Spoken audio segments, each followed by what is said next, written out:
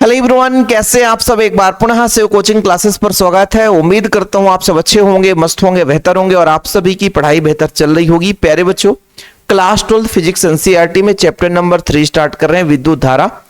आज का lecture number 1 है, जिसमें पूरा इंट्रोडक्शन देखेंगे। आप लोगों से गुजारिश है कि इसके पहले हमने जो भी वीडियोज प्रोवाइड किया है 12 फिजिक्स का, तो प्लेलिस्ट बना दिया है चैनल में, तो आप लोग प्लेलिस्ट विजिट जरूर करो, ताकि आप लोग यदि कोई लेक्चर आपने नहीं देखा, छूट गया है, तो प्लेलिस्ट में आपको क्रम से मिल जाएगा। चलिए शुरू करते हैं बच्चों। ये विद्युत धारा है क्या, क्योंकि पूरे चैप्टर में ही विद्युत धारा पढ़ना है, तो आज हम इंट्रोडक्शन इसी पर बात करने वाले हैं। जैसे बच्चों हम मानकर चलते हैं कि हमारे पास दो चालक हैं। दो चालक इस प्रकार से हैं कि जिन पर अलग अलग आवेश है। देखिएगा, एक हमारे पास ये पहला चालक हो गया और दूसरा चालक बच्चों ये दूसरा चालक हो गया। दोनों में भिन्न भिन्न आवेश हैं बच्चों, दोनों में भिन्न भिन्न आवेश हैं। तो चालक को आप अच्छे से बना दो। चालक को हम बना दे रहे हैं भाई, ठीक है। चालक को तो इस तरीके से चालक हमारे पास दो चालक हो गया, ठीक है। पहले में हम बात करते हैं कि प्लस आवेश है। इस पे बच्चों कौन सा आवेश है? प्लस आवेश है। ये अपना ए है, जिस पर प्लस आवेश समान रूप से वितरित है। क्योंकि आप सबको पता है कि आवेश भिन्न भिन्न है, तो कहीं ना कहीं विभव भी भिन्न भिन्न होगा। दूसरा चालक हमारे पास भी है बच्चों, जिस पे ऋण आवेश है। कौन सा आवेश है? ऋण आवेश है। कौन सा आवेश है बच्चों? ऋण आवेश। दोनों चालक अलग अलग हैं। इसका विभव हम बात करते हैं उच्च है, इसका विभव निम्न है। यदि हम कह दें कि उच्च विभव है बच्चों, क्या है? उच्च विभव। यदि हम यहां पर बात करते हैं कि जो ए है, इसका विभव जो है वो उच्च विभव है। क्या है बच्चों? उच्च विभव है। विभव है क्या? हम जानते हैं कि आवेश को ले जाने में किया गया कार्य ही विभव है। चूंकि आवेश उत्पन्न हुआ है, तो यहां पर विभव तो होगा ही, और इसको हम मानकर चलते हैं इसका जो विभव है वो निम्न विभव है, ठीक है, निम्न विभव है। अब यदि हम बच्चों इन दोनों चालकों को किसी चालक तार की सहायता से जोड़ दें, किसी चालक तार की सहायता से क्या कर दें? जोड़ दें। तो जब चालक तार की सहायता से जोड़ते हैं तो आवेश का स्थानांतरण होता है। आवेश का क्या होता है? स्थानांतरण होता है बच्चों। आवेश का स्थानांतरण देखिएगा, उच्च विभव से निम्न विभव की ओर आवेश का स्थानांतरण होता है। मतलब आवेश उच्च विभव से निम्न विभव की ओर चलने लग जाता है। यानी प्लस आवेश किधर जा रहा है? बी की ओर जा रहा है, ए से बी की ओर जा रहा है। अच्छा, ये आवेश जा रहा है, इसका मतलब यहां पे धन चार्ज समाप्त हो रहा है। ये धन चार्ज कब समाप्त होगा? जब बच्चों उस पे इलेक्ट्रॉन आ जाएंगी। यानी जो इलेक्ट्रॉन है प्यारे बच्चों, वो बी से ए की ओर चलने लगा। समझ में आया मैंने क्या बोला? जो इलेक्ट्रॉन है वो इलेक्ट्रॉन कहां से चला होगा? बी से ए की ओर इलेक्ट्रॉन चला होगा, तब यहां पर आवेश समाप्त हो गया होगा। और यह प्रक्रम चलता रहता है कब तक? जब तक कि दोनों का विभव समान ना हो जाए। हमने दो चालक लिया, ए और बी, इसका उच्च विभव था, इसका निम्न विभव था। जैसे ही दोनों चालकों को किसी चालक तार की सहायता से जोड़ दिया, क्योंकि भाई चालक पर आवेश है, इनको जोड़ा, तो जो आवेश बच्चों ए से बी की ओर चलने लगा, मतलब उच्च विभव से निम्न विभव की ओर चलने लगा। लेकिन इस आवेश के जाने के पीछे कारण क्या है? आवेश जाने का तात्पर्य यहां पर धन आवेश समाप्त हो रहा है। धन आवेश कैसे समाप्त होगा? जब इलेक्ट्रॉन इधर जाएगा। वैसे वास्तविक रूप से यदि परिभाषा देखोगे तो परिभाषा क्या कहता है कि आवेश प्रवाह की दर को विद्युत धारा कहते हैं। लेकिन बच्चों उसके पीछे का घटना यह है कि जब तक इलेक्ट्रॉन गमन नहीं करेगा, इलेक्ट्रॉन प्रवाह नहीं होगा, तब तक आवेश का स्थानांतरण नहीं होगा। आप अभी यहीं पे समझो कि ए से आवेश बी पे जा रहा है। वो कैसे जा रहा है? जब इलेक्ट्रॉन बी से ए पर गया। तो गति कौन किया है ना? किसने भाई आवेश को नष्ट किया? तो इलेक्ट्रॉन। तो मुख्य जो कारण है वो इलेक्ट्रॉन ही है धारा प्रवाह का कारण। जिस चालक में मुक्त इलेक्ट्रॉन पाया जाएगा उसी में विद्युत धारा का चालन होगा। जिसमें मुक्त इलेक्ट्रॉन नहीं पाए जाते उसमें विद्युत धारा का चालन नहीं होता। वैसे आवेश हम धन आवेश और ऋण आवेश मानकर चलते हैं, और चैप्टर नंबर 1 में आवेश की ही अवधारणा से सब कुछ शुरुआत हुई है। इसीलिए अभी भी हम आवेश प्रवाह की दर को ही विद्युत धारा कहते हैं। कि आवेश मतलब ए से बी की ओर चल रहा है, यानी धारा की जो दिशा है वो ए से बी की ओर है। यदि मैं आपसे कह दूं कि धारा की जो दिशा है बच्चों वो कहां से होगी, ए से बी की ओर। आवेश प्रवाह की दिशा में ही हम धारा की दिशा को मानकर चलते हैं, लेकिन जो इलेक्ट्रॉन है उसके विपरीत दिशा में चला होगा, तभी तो प्यारे बच्चों आवेश समाप्त हुआ होगा। इसी चीज को है ना, यदि हम सूत्र रूप में लिखे कि समय के साथ, भाई समय के साथ जैसे भाई चालक तार को हमने जोड़ा तो आवेश धीरे धीरे कहां स्थानांतरित होता है, ए से बी की ओर, उच्च विभव से निम्न विभव की ओर, और धीरे धीरे आवेश बहेगा तो समय के साथ बहेगा। कितना आवेश बह रहा है उसी को हम विद्युत धारा कहते हैं। विद्युत धारा को I से रिप्रेजेंट करते हैं बच्चों। मान लीजिए t समय में Q आवेश प्रवाह हो रहा है तो आपका I बराबर Q/T हो गया।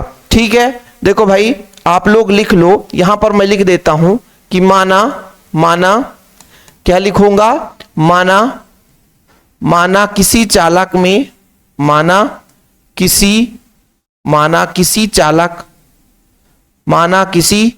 चालक में t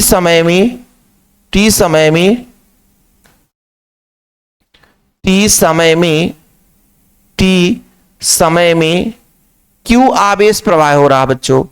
Q आवेश क्या हो रहा है, प्रवाह हो रहा है। ठीक है, प्रवाहित होता है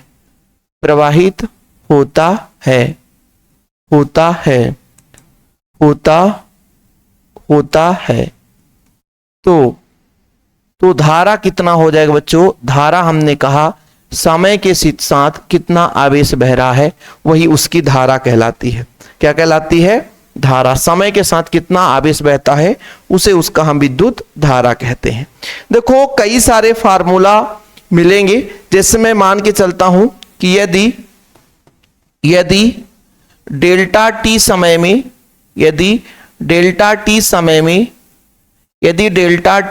में डेल्टा क्यू आवेश प्रवाहित हो, डेल्टा क्यू आवेश प्रवाहित हो, किसी चालक की ही बात करता हूं, प्रवाहित हो, ठीक है, तो बच्चों धारा कितना हो जाएगा, डेल्टा Q/ΔT। मतलब अल्प समय में अल्प धारा की बात की जा रही है। अल्प समय में डेल्टा टी समय में डेल्टा Q, तो धारा कितना हो जाएगा, धारा हो जाएगा I बराबर हो जाएगा बच्चों डेल्टा Q/ΔT। यानी अल्प समय में कितना आवेश बह रहा है उसे उसकी विद्युत धारा कहते हैं। ठीक है, अच्छा इसको हम यदि अति सूक्ष्म, मान लीजिए समय की वैल्यू बिल्कुल 0 के बराबर हो, मतलब ना के बराबर, अत्यंत सूक्ष्म हो, है ना, तब इस पे लिमिट लगा देंगे।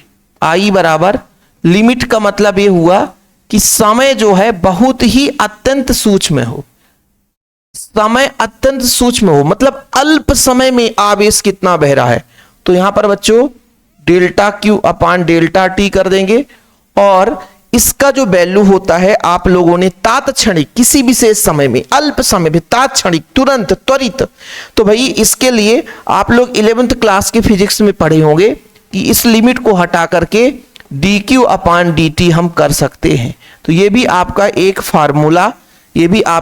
फार्मूला बन चुका है, ये भी आपका एक क्या है बच्चों, फार्मूला बन चुका है। ठीक है, तो इस तरीके से धारा के बारे में थोड़ा बहुत आप लोगों ने सीखा कि किसी चालक के किसी परिच्छेद से प्रति एकांक समय में प्रवाहित होने वाले आवेश के परिमाण को हम विद्युत धारा कहते हैं। कॉन्सेप्ट क्लियर हुआ बच्चों। धारा है क्या, ये धारा प्रवाह का कारण है बच्चों इलेक्ट्रॉन। यदि इलेक्ट्रॉन प्रवाह नहीं होगा तो आवेश, देखो मैंने क्या बोला, आवेश ए से बी की ओर आ रहा है, तो ये आवेश मतलब यहां से आवेश समाप्त हो रहा है। तो ये आवेश कैसे समाप्त हुआ होगा, जब इलेक्ट्रॉन गया होगा, निगेटिव चार्ज गया होगा, तभी धन को उदासीन किया होगा।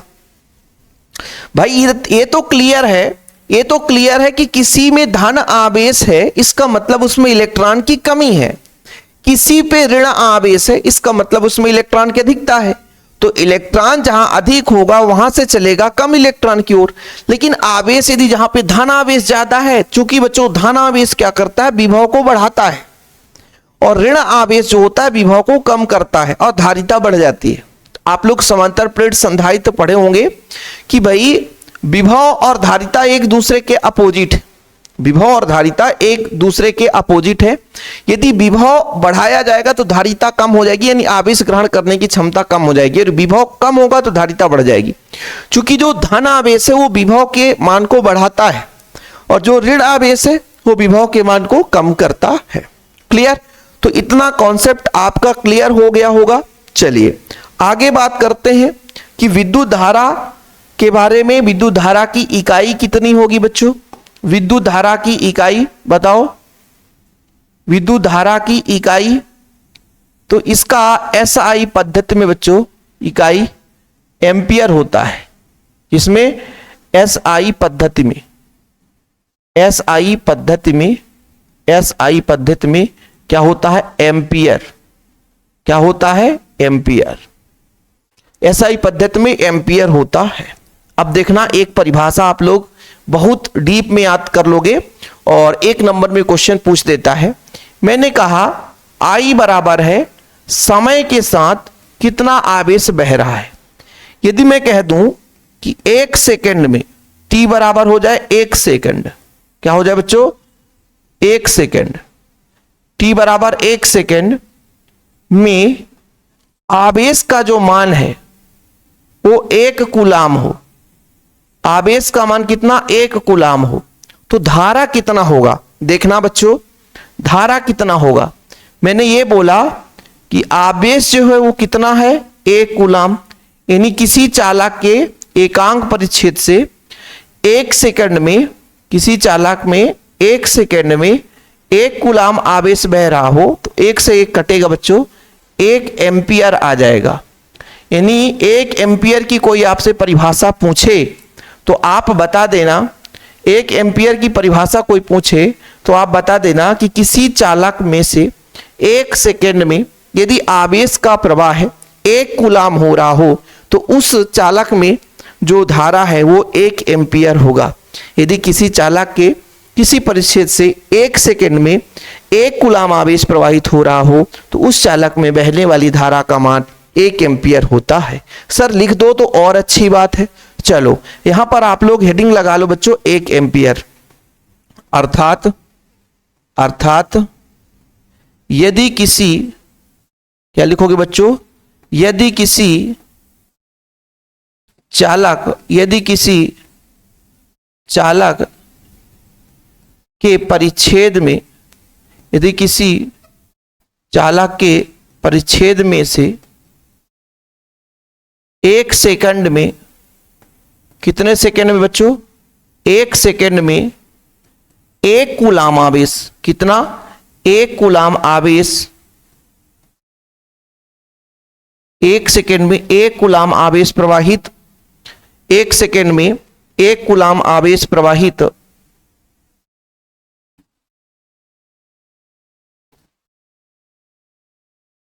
एक कूलाम आवेश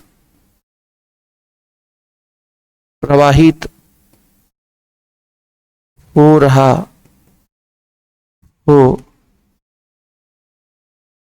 चालक की धारा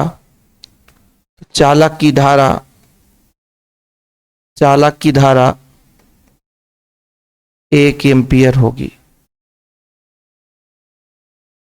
चालक की धारा 1 एम्पियर होगी। ये लिख लो भाई, ठीक है? ये आप अपने माइंड में थोड़ा सा बसा लो कि यदि किसी चालक में 1 सेकंड में 1 एम्पियर की धारा, सॉरी 1 सेकंड में 1 कूलाम आवेश बह रहा हो तो चालक की जो विद्युत धारा है बच्चों वो 1 एम्पियर होगी।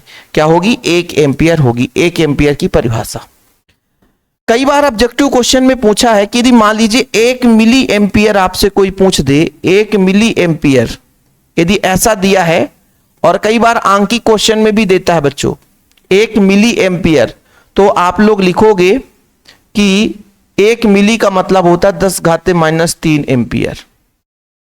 10⁻³ एम्पियर, ये मिली एम्पियर था बच्चों।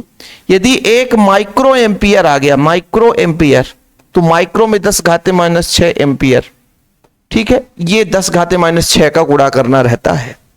ओके बाबू, ठीक। अब आप बताओ कि मान लीजिए किसी चालक से एक इलेक्ट्रॉन का स्थानांतरण होने पर कितना आवेश बहता बच्चों। यदि मैंने आपसे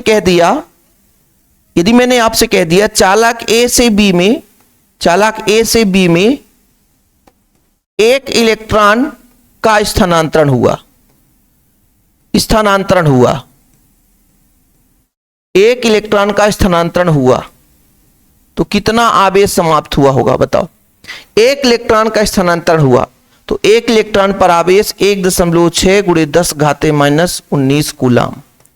ये याद रखिएगा बच्चा लोग, ठीक है। ये कैलकुलेशन से प्राप्त होता है कि एक इलेक्ट्रॉन स्थानांतरण से इतना कूलम आवेश का स्थानांतरण होता है। यानी ऑब्जेक्टिव क्वेश्चन कभी पूछ दे भाई कि एक इलेक्ट्रॉन पर आवेश का मान 1.6 × 10⁻⁻19 कूलम। ये चैप्टर नंबर 1 में भी आपने पढ़ा होगा। कुछ चीजें सीखे। हाँ भाई, स्क्रीनशॉट ले लो बच्चों। पहले आप इस पेज का स्क्रीनशॉट ले लो, इसके बाद बाबू इस पेज का भी स्क्रीनशॉट ले लो। क्रम से चलेंगे, धीरे धीरे करके चलेंगे, लेकिन आपको एक एक पॉइंट क्लियर कराएंगे, ये हमारी आपसे वादा है। ठीक है बच्चों, क्लियर। चलिए आगे बढ़ते हैं। आगे एक एक पॉइंट हम आपको विद्युत धारा संबंधित बताएंगे बच्चों। यदि हम बात करते हैं प्रकृति की कि विद्युत धारा की प्रकृति कैसी होती है, तो प्रकृति इसकी होती है बच्चों अदिश राशि। कैसी होती है? अदिश राशि होती है। अदिश राशि एक प्रकार का अपवाद है। इसमें दिशा भी होती है बच्चों। नोट करना कि विद्युत धारा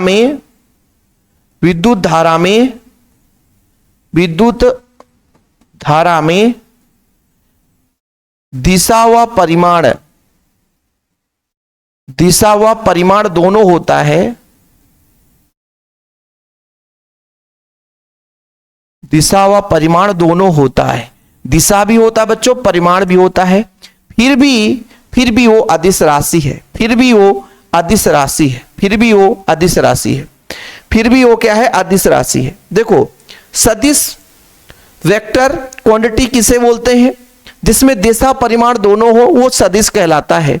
लेकिन बच्चों विद्युत धारा की प्रकृति यहां अदिश राशि है। विद्युत धारा की प्रकृति जो है वो अदिश राशि है। क्यों अदिश राशि है? इसके पीछे फैक्ट है। विद्युत धारा की जो प्रकृति है बच्चों, विद्युत धारा की प्रकृति वो अदिश राशि है। तो यहां पर आप लोग लिख लेना विद्युत धारा की प्रकृति अदिश राशि है। जबकि बच्चों विद्युत धारा में दिशा परिमाण दोनों होता है। इसके पीछे कारण है। पहला कारण यह है बच्चों कि जो विद्युत धारा है ना, अदिश योग के नियम का पालन करता है। विद्युत धारा अदिश योग के नियम का पालन करता है। योग के नियम का पालन करता है मतलब अदिशों का जैसे योग होता है वैसे विद्युत धारा का भी योग हो जाता है। ठीक है, ये पहला कारण है। और दूसरा कारण यदि आप किसी चालक तार पर गांठ बांध दो मतलब दिशा उसकी टेढ़ी मेढ़ी हो गई फिर भी धारा बहता है। जैसे मान लीजिए इसको हमने मोड़ दिया फिर भी इसमें धारा बह सकता है। जबकि दिशा तो ऐसी होनी चाहिए कि मोड़ने पर उसका दिशा बदल गया तो धारा नहीं बहना चाहिए। लेकिन बच्चों उसमें ऐसा नहीं होता है। यानी किसी चालक तार को यदि हम मोड़ दें, है ना, चालक तार को मोड़ने पर या गांठ बांध दें फिर भी धारा बहती है। इसलिए कहा गया कि भाई ये अदिश राशि है। क्या है? अदिश राशि है। ठीक है भाई, गांठ बांध दें फिर भी बोला ऐसा नहीं है, गांठ बांधोगे फिर भी धारा हम बहाएंगे। तो ये फैक्ट है बच्चों जो कि विद्युत धारा को अदिश राशि बनाता है। विद्युत धारा को क्या बनाता है? अदिश राशि बनाता है। विद्युत धारा की दिशा कैसी होती है बताओ? विद्युत धारा की दिशा बता दो आप लोग। विद्युत धारा की दिशा तो अभी आप लोगों को हमने बताया था कि जिधर आवेश बहेगा, जिधर आवेश बहेगा उधर ही प्यारे बच्चों विद्युत धारा की दिशा होगी, उधर ही धारा बहेगी। मतलब धन आवेश से, कहां से बच्चों, धन आवेश से, धन आवेश से ऋण आवेश की ओर विद्युत धारा बहेगी। आप लोग भी अपने कॉपी में नोट करते चलना। कहोगे सर एनसीईआरटी में इतना डीप में नहीं दिया है, लेकिन भाई आप यहां पर पढ़ाई करने आए हो, यही चीज तो फैक्ट है कि एनसीईआरटी में है ना महाभारत जैसे छपा रहता है, उसको आप समझ नहीं पाते हो, जबकि बहुत कुछ चीजें उसमें दी रहती है। ठीक है, तो ये विद्युत धारा के बारे में थोड़ा बहुत आपको जानकारी मिला, इतना आप लोग यदि तैयार कर लोगे तो काफी है बच्चों। ठीक है, ओके। आगे हम बात करने वाले हैं धारा घनत्व। धारा घनत्व है क्या? जैसे मान लीजिए हम किसी चालक में विद्युत धारा का प्रवाह कर रहे हैं। अब किसी चालक में जब विद्युत धारा का प्रवाह होता है तो एक निश्चित क्षेत्रफल, एक निश्चित एरिया से, एकांक क्षेत्रफल से कितना धारा बह रहा है, किसी एक निश्चित क्षेत्रफल के लिए हम बात करते हैं, तब वो आपका धारा घनत्व कहलाता है। आपको बच्चों ये अनुगमन वेग में काम आएगा। क्वेश्चन आता है धारा घनत्व और अनुगमन वेग में संबंध, धारा और अनुगमन वेग में संबंध, तो फिर आप लोगों को ये काम आएगा। तो आप लोगों को पढ़ना है कि मान के चलते हैं कि किसी चालक के अनुप्रस्थ परिच्छेद का एकांक क्षेत्रफल, क्या बोला, एकांक अनुप्रस्थ परिच्छेद का क्षेत्रफल ए है और उसमें बहने वाली धारा आपका बच्चों आई है, तो ये आपका हो जाएगा सूत्र कि एकांक परिच्छेद के क्षेत्रफल में से जितना धारा बहेगा उसे उसका हम धारा घनत्व कहेंगे। ठीक है, कैपिटल जे से प्रदर्शित करते हैं। अब यदि बच्चों मैं आपसे कह दूं कि आई बराबर आपने पढ़ा है, तो आई बराबर क्या पढ़ा है, समय के साथ कितना आवेश प्रवाह हो रहा है, तो आपका जे बराबर कितना हो जाएगा, आई का मान रखेंगे क्यू अपान टी अपान ए, तो कुल मिलाकर के जे बराबर हो गया बच्चों, जे बराबर हो जाएगा क्यू अपान ए इंटू टी। ठीक है, ये आपका फार्मूला हो गया धारा घनत्व का। ठीक है, धारा घनत्व का, जहां ए क्या है बच्चों, क्षेत्रफल है, टी क्या है, आपका समय है। एक और यहां पर मुझे थोड़ा सा फार्मूला बताना था, हो सकता है आप लोगों को यहां पर यदि नोट कर लेना बच्चों कि टोटल आवेश का मान, टोटल आवेश का मान किस पर डिपेंड करता है, नंबर ऑफ इलेक्ट्रॉन और कितना इलेक्ट्रॉन उस पर उपस्थित है। ठीक है, तो यदि मैं आपसे कह दूं कि एक फार्मूला ऐसा भी जरूरत पड़ जाए कि एन ई अपान टी, तो आप लोगों को याद रहना चाहिए एन ई अपान टी, जो बच्चों की एन क्या है, नंबर ऑफ, किसी चालक पर टोटल कितने इलेक्ट्रॉन है और एक इलेक्ट्रॉन पर आवेश हमने बताया है 1.6 × 10⁻⁻19 कूलम, उसका वैल्यू रख देंगे। मतलब धारा निकालना है और इलेक्ट्रॉन की संख्या दे रखी है कि इतने इलेक्ट्रॉन बह गए, तो फिर हम कैसे निकालेंगे, तो भाई नंबर ऑफ इलेक्ट्रॉन और एक इलेक्ट्रॉन पर आवेश का मान 1.6 × 10⁻⁻19 कूलम, फिर बच्चों जितना समय रहेगा उसके अकॉर्डिंग हम धारा का मान निकाल सकते थे। मुझे याद आ गया तो मैं सोचा कि बता दूं। भाई एक एक पॉइंट तो रहता है ना, हालांकि कहीं ना कहीं उसको हम कवर कर देते हैं। जैसे हमने आप लोगों के लिए बच्चों अब कोशिश कर रहे हैं कि आंकी क्वेश्चन का जो सीरीज है वो स्टार्ट कर रहे हैं। अभी हमने एक वीडियो प्रोवाइड किया था, जिन बच्चों ने हिंदी देखा तो भाई प्लेलिस्ट में जाकर देख लेना। कोशिश ये है कि आंकी क्वेश्चन का अलग से प्लेलिस्ट बना दें ताकि आप लोग वहां पे प्लेलिस्ट में भी आप लोग देखते रहें।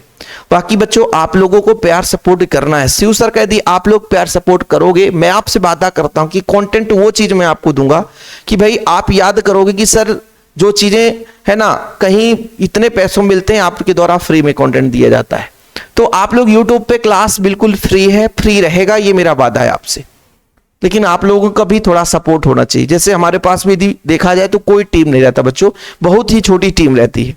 उसके पीछे कारण होता है फाइनेंशियल सपोर्ट। उससे हमें क्या होता है कि यदि थोड़ा बहुत यदि आप सपोर्ट करते हैं तो हम प्रॉपर आप लोगों को कंटेंट दे पाते हैं।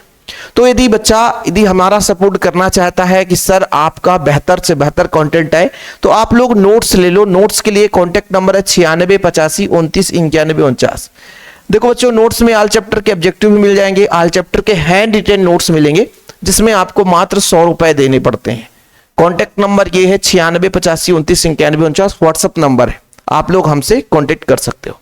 ठीक है, तो क्लियर हुआ बच्चों, ये चीज अपन धारा घनत्व के बारे में सीख लिए। धारा घनत्व का इकाई बता दो सर, इकाई बता दो। यदि कभी ऑब्जेक्टिव क्वेश्चन पूछ दिया तो इकाई आप बता दो।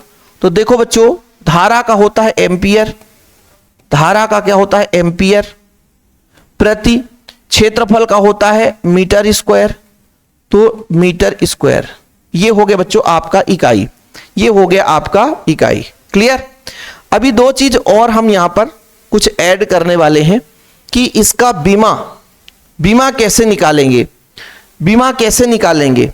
ठीक है, तो यदि मैं आपसे कह दूं क्षेत्रफल टी स्क्वायर, धारा गुणे समय, धारा का एम्पियर ही लिखेंगे। ठीक है, जैसे बच्चों मान लीजिए बीमा की बात करते हैं, विद्युत धारा का तो एम्पियर हो तो डायरेक्ट एम्पियर लिख देते हैं, लेकिन यहां पर क्या करेंगे सर, यहां पर क्या करेंगे, यहां पर हम ऐसा लिख सकते हैं, यहां पर हम ऐसा लिख सकते हैं कि भाई इसका बीमा कैसे हो जाएगा। बीमा यदि मैं आपसे पूछूं तो कितना हो जाएगा बताओ, बीमा हो जाएगा आपका एम्पियर है और ये मीटर स्क्वायर है, तो मीटर स्क्वायर मतलब L के पावर -2 और एम्पियर, ये हो जाएगा बीमा। भाई यहां पर द्रव्यमान नहीं है, यहां पर अपना समय नहीं है, यहां पर बात कर रहा हूं, तो ऐसा आप लोग निकाल सकते हो। L के पावर -2 AM मतलब एम्पियर हो गया, तो इसकी बीमा है बच्चों, याद रखिएगा।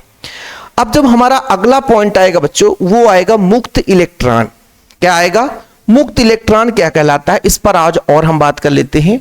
ये मुक्त इलेक्ट्रॉन है क्या, क्योंकि इसी मुक्त इलेक्ट्रॉन के कारण किसी भी चालक में विद्युत धारा का प्रवाह होता है। क्या बच्चों, मुक्त इलेक्ट्रॉन,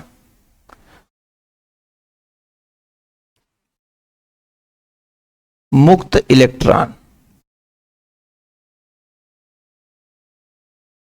देखो भाई थोड़ा समझना, मुक्त इलेक्ट्रॉन का कॉन्सेप्ट समझते हैं। कोई भी पदार्थ होगा बच्चों, वो किससे मिलकर बना होगा, वो मिलकर बना होगा सर अणुओं से, किसी भी अणु से मिलकर बना होगा। अणु किससे मिलकर बना होता है, परमाणु से। और परमाणु में क्या होता है बच्चों, परमाणु कुछ इस तरीके से वृत्ताकार, ये धनावेश है, फिर ये पहला कोष हो गया, दूसरा कोष हो गया, तीसरा कोष हो गया, चौथा कोष भी हो सकता है। ठीक है, ये परमाणु है। क्या है बच्चों, परमाणु है। क्या है, परमाणु। ये अपन ने परमाणु बना दिया, चौथा कोष भी हो सकता है। अब परमाणु में जो इलेक्ट्रॉन है नाभिक के चारों ओर वृत्ताकार पथ पर चक्कर लगाते हैं। जैसे मैंने कहा पहले में तो 2 इलेक्ट्रॉन ही है सर, दूसरे में मैंने 8 इलेक्ट्रॉन कर दी। कितने इलेक्ट्रॉन कर दी, 8 इलेक्ट्रॉन कर दी। ठीक, तीसरे में भी मैंने 8 इलेक्ट्रॉन ही कर दी। कितने इलेक्ट्रॉन कर दी, 8। 1 2 3 4 5 6 7 8। और बच्चों लास्ट वाले में 3 इलेक्ट्रॉन कर दिया, ये 3 इलेक्ट्रॉन। अब देखो जो इलेक्ट्रॉन है नाभिक से जितना पास है, जैसे ये अत्यंत पास है, तो इसका आकर्षण बल ज्यादा होगा। जैसे ही दूरी बढ़ती जाएगी बच्चों, आकर्षण बल कम होता जाएगा। इन इलेक्ट्रॉनों का आकर्षण बल क्या होता जाएगा, कम होता जाएगा। नाभिक के प्रति आकर्षण बल क्या होता जाएगा, कम होता जाएगा। जब हम बाह्यतम इलेक्ट्रॉन की बात करते हैं, जैसे एक इलेक्ट्रॉन यहां है, एक इलेक्ट्रॉन यहां है, एक इलेक्ट्रॉन यहां है, इन इलेक्ट्रॉनों का आकर्षण नाभिक से उतना ज्यादा नहीं रहता जितना अन्य इलेक्ट्रॉनों का रहता है, इसलिए ये उतना आज्ञा का पालन नहीं करते। जैसे मान लीजिए क्लास में कोई ऐसा बच्चा है जिसका लगाव टीचर से है ही नहीं, वो मनचाहा जबरदस्ती कहता कि मैं इतने बजे आऊंगा, सर मुझे कोई फर्क नहीं पड़ता है, पास करना होगा कर देना, नहीं फेल करना होगा फेल कर देना, मुझे चाहे आप रेगुलर कर देना, चाहे मुझे आप प्राइवेट कर देना, मुझे कोई फर्क नहीं पड़ता, मैं जितने टाइम आऊंगा तो आऊंगा। क्लास में ऐसे किसी क्लास में एक आध अपवाद होते हैं। हम लोगों के साथ में भी ऐसे साथी पढ़ते थे जिनसे जबरदस्ती कोई मुंह भी नहीं लगा सकता, नहीं बोल देते रास्ते में देख लेंगे सर। ठीक है, तो बाबू ये जो बाह्यतम कोष के इलेक्ट्रॉन है नाभिक से साथ उतना अट्रैक्शन बना के रखे ही नहीं, मतलब उतना अट्रैक्शन फोर्स लग नहीं रहा, आकर्षण बल नहीं लग रहा, इसलिए ये अनियमित रूप से घूमते रहते हैं, ये मुक्त अवस्था में रहते हैं, उतना ज्यादा बंधन में नहीं रहते। ठीक है, जब बंधन में नहीं रहते तो इन्हीं इलेक्ट्रॉनों को हम नाम दे देते हैं मुक्त इलेक्ट्रॉन। और जैसे ही बच्चों हम बात करते हैं कोई चालक है, चालक में कितने परमाणु होंगे, हजारों परमाणु हैं, लाखों परमाणु हैं, और लाखों परमाणु में भैया फिर करोड़ों इलेक्ट्रॉन है। समझो ना, मतलब इलेक्ट्रॉन की संख्या की कोई गारंटी ही नहीं है, बहुत सारे अणु परमाणु है ना, उसके बाद उसके अंदर इलेक्ट्रॉन, तो मुक्त इलेक्ट्रॉन भी ढेर सारे हैं। अब वो स्वतंत्र परमाणु में ही अभी है, परमाणु में ही अभी। जैसे ही इन पर विभवांतर लगाया जाता है, चालक के सिरों के बीच विभवांतर लगाया जाता है, तो जो इलेक्ट्रॉन इसमें थे अब वो एक निश्चित क्रम में फोर्स के साथ आगे बढ़ने लग जाते हैं। ठीक है, क्या होता है बच्चों, एक निश्चित क्रम में आगे की ओर बढ़ने लग जाते हैं। इसमें एक वैद्युत बल उत्पन्न हो जाता है और फिर वो आगे की ओर बढ़ते हैं। और जब इलेक्ट्रॉन बहता है तो धारा बहने लग जाती है। बोलो सर इलेक्ट्रॉन बहने से धारा थोड़ी ना बहता है। अरे बाबू, मैंने बोला इलेक्ट्रॉन यदि इधर बह रहा है तो धन आवेश इधर बह रहा है, ठीक है, और विद्युत धारा की दिशा आवेश प्रवाह की दर। तो जब इलेक्ट्रॉन बहेगा भाई तभी आवेश बहेगा, यह चीज आप लोगों को याद रखना है। यदि आवेश नहीं बह रहा तो फिर इलेक्ट्रॉन नहीं बहेगा। तो यह मुक्त इलेक्ट्रॉन की अवधारणा आपको क्लियर हो गई होगी कि ये मुक्त इलेक्ट्रॉन कहां पाए जाते हैं। भाई कोई चालक है, अणु से मिलकर बना होगा, परमाणु से मिलकर बना होगा, लाखों परमाणु होंगे, मुक्त इलेक्ट्रॉन भी बहुत ज्यादा होगी। चालक के सिरों के बीच विभवांतर लगाया जाता है, मतलब विभव में अंतर लगाया जाता है। विभव में अंतर जैसे मान लीजिए यहां धन चार्ज आ गया और यहां ऋण चार्ज आ गया, तो इलेक्ट्रॉन एक धन चार्ज की ओर अट्रैक्ट करेंगे कि नहीं करेंगे, तो इलेक्ट्रॉन एक निश्चित क्रम में चलने लग जाते हैं, तो धारा की दिशा इधर बहने लग जाती है। यह क्रम होता है किसी भी चालक में विद्युत धारा प्रवाह का कारण। अब जैसे कोई पदार्थ विद्युत रोधी है, जैसे प्लास्टिक है बच्चों, उसमें मुक्त इलेक्ट्रॉन नहीं पाए जाते, उसमें धारा नहीं बहता। लकड़ी है, लकड़ी में मुक्त इलेक्ट्रॉन नहीं पाए जाते, धारा नहीं बहता। जिसमें मुक्त इलेक्ट्रॉन नहीं पाया जाएगा भले कितना ही विभवांतर लगा दो, है ना, उसमें धारा नहीं बहेगी। ओके, तो आज का क्लास अब यहीं पे समाप्त होता है। जिन बच्चों को प्रॉपर नोट्स चाहिए तो मैं फिर से बताता हूं, कांटेक्ट नंबर 96 85 29 91 49 से मेरा पर्सनल व्हाट्सएप नंबर है। आप मुझसे कांटेक्ट कर सकते हैं, प्रॉपर नोट्स ले सकते हैं, प्रॉपर तैयारी कर सकते हैं। फिलहाल अभी के लिए इतना ही। प्यार भरा नमस्कार, जय हिंद, वंदे मातरम।